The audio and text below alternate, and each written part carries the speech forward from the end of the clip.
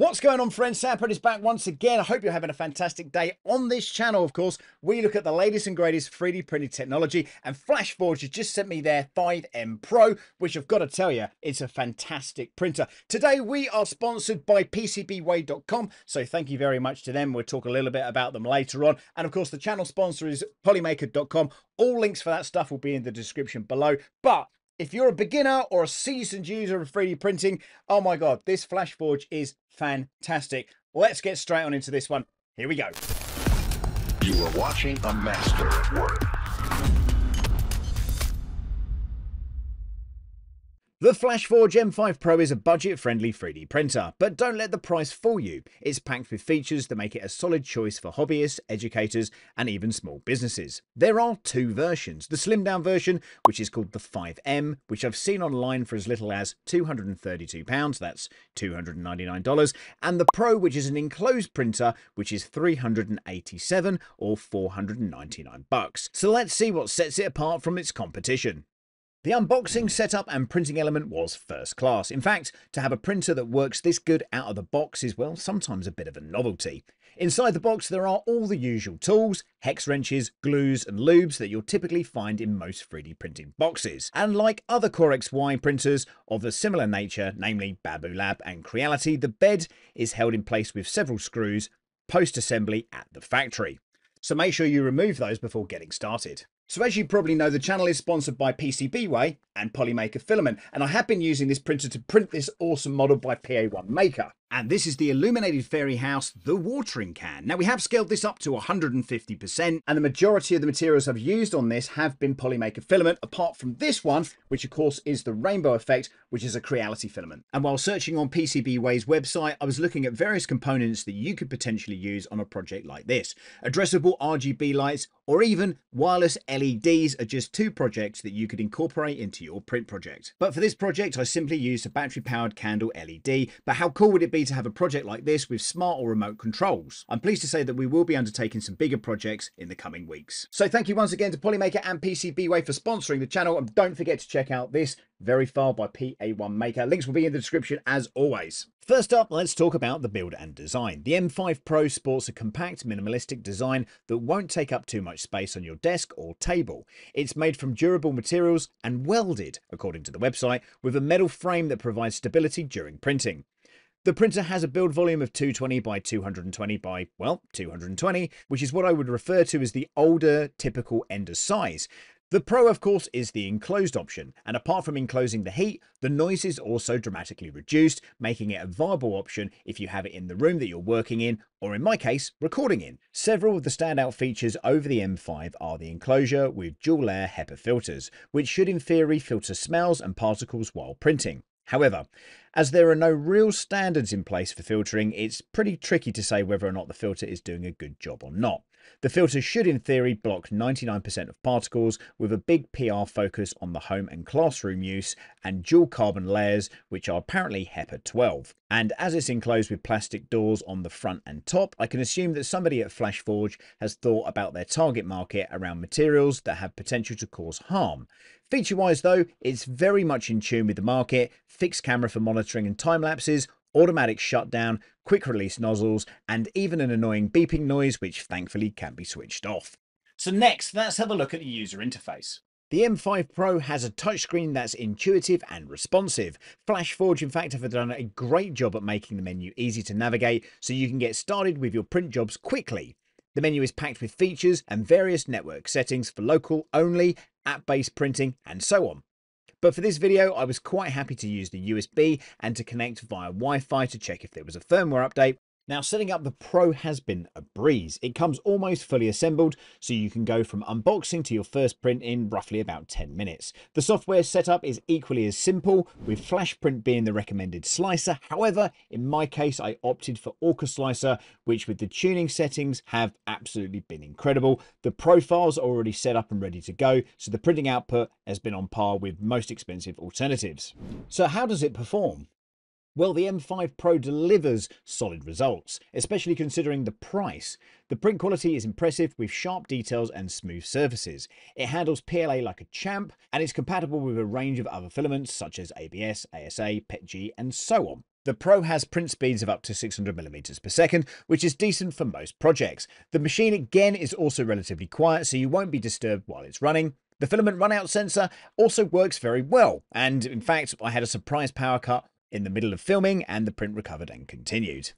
So let's compare the Flashforge M5 Pro with another popular printer around a similar price range, the CoreXY K1C. Now, of course, both of these printers have very kind of unique kind of differences between them, but one might be slightly better than the other. Let's get into that. While the CoreXY does have excellent form, it's not been without its issues. And for the most part now, my K1Cs are performing well. However, the pre-tuned slicer with the Flashforge does seem to have the edge when it comes to quality printing. Now, the K1Cs do have a slightly larger build area in regards to height, and the nozzles heat up to 300 degrees, whereas the Flashforge heats up to 280. Now, when I was looking online at the specs, I found the most honest element of any company, which is around the max travel speed of 600mm per second.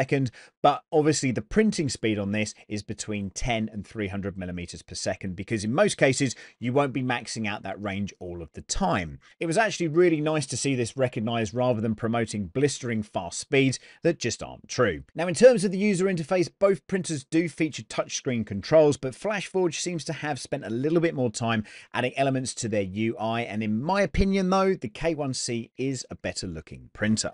And its print quality, where all of these printers are so close.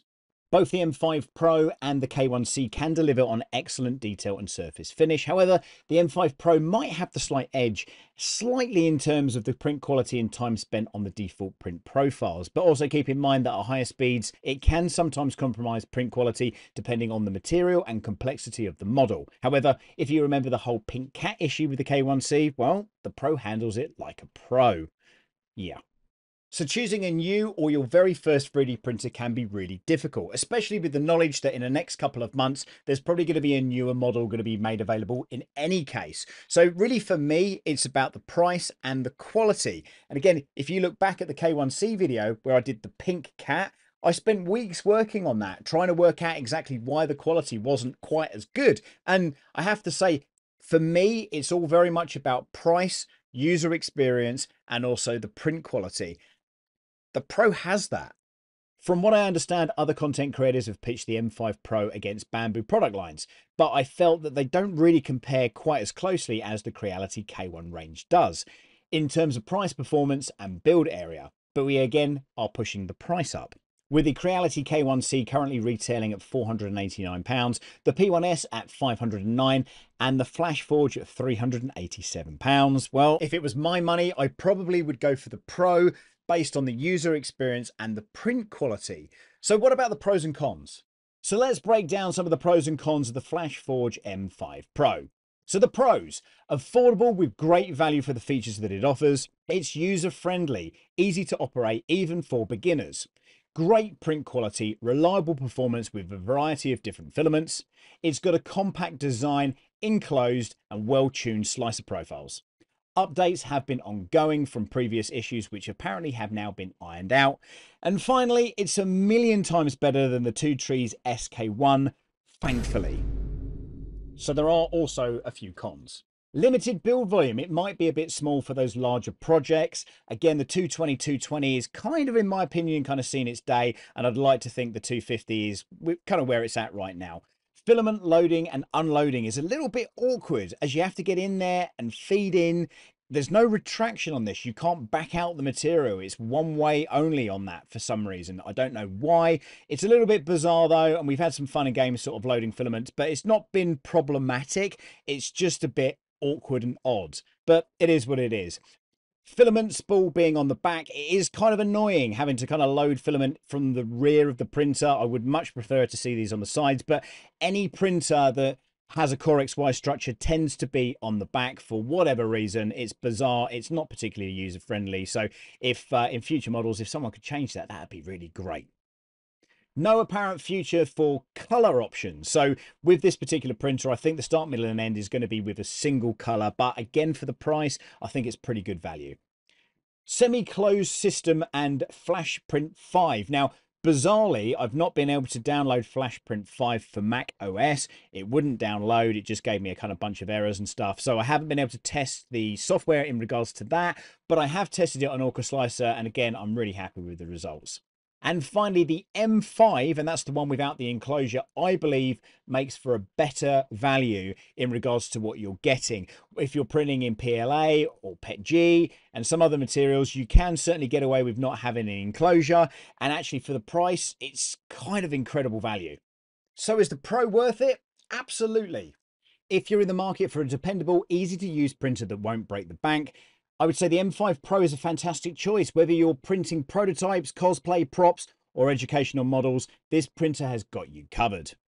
So while I'm 100% happy with this printer, there are a couple of caveats with it, unfortunately, and that is around the way that the firmware works. So this printer actually runs a version of Clipper that appears to be kind of closed. Now, at the moment, I have been online and I've looked around, and it does look like there are some people that have managed to get into the back end and managed to SSH into that. Now, if that's not important to you, and if you don't want to get in and play around with stuff, then that's all fine. This maybe is the printer for you. But if you do like tinkering with your 3D printer, then there might be some caveats that you might need to explore with that. I won't get too deep into that at this point in time. But of course, the other thing is that the slicer software, I wasn't able to download. In fact, the screen just times out. So I haven't been able to test those elements. And that means that things like the webcam or the time lapsing, I haven't been able to do too much work with. But for the money, regardless of all that stuff, I think this is an epic price. Let me know what you think about this printer in the comments below. Thank you once again to PCBWay. Thank you once again to polymaker.com as well. Make sure you check them out in the description below. Also, leave some comments. Let me know exactly what you feel about this printer. Is the K1C better? Is the Bambu Lab P1S better? Let me know about it, and we will see you next time. Thank you for watching. Bye for now. You are watching a master at work.